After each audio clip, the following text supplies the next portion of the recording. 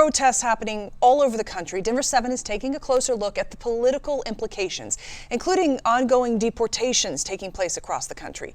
Denver 7's Wanye Reese spoke with the DU Dean of International Studies, who says these protests are part of a larger issue. Well, some of the protest is about policy, of course, and immigration is the hot issue of the moment.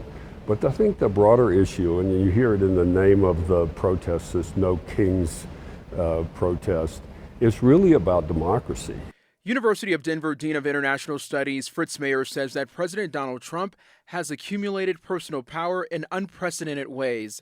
Mayer believes this is just one of the reasons demonstrations are taking place across the United States on Saturday. It probably unifies the people who will be demonstrating here in Colorado and elsewhere around the country, is the sense that kind of growing unease that this president really doesn't respect the rule of law or expertise or the processes. Even with these protests happening, it's important to note that President Trump did win the popular vote and electoral college last year.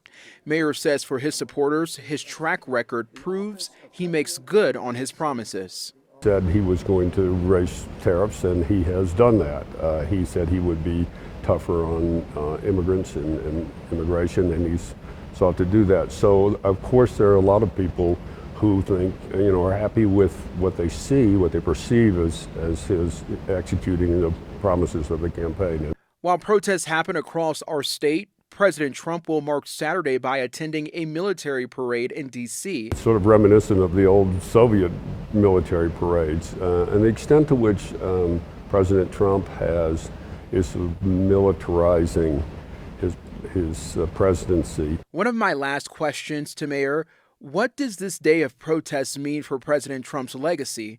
For right now, he says, it's a little bit too early to tell. He will be perceived as having made America great again in the eyes at least of some. Or on the other hand, whether at some point the excesses of the presidency come back to bite him. Reporting in Denver, I'm Wanye Reese, Denver 7.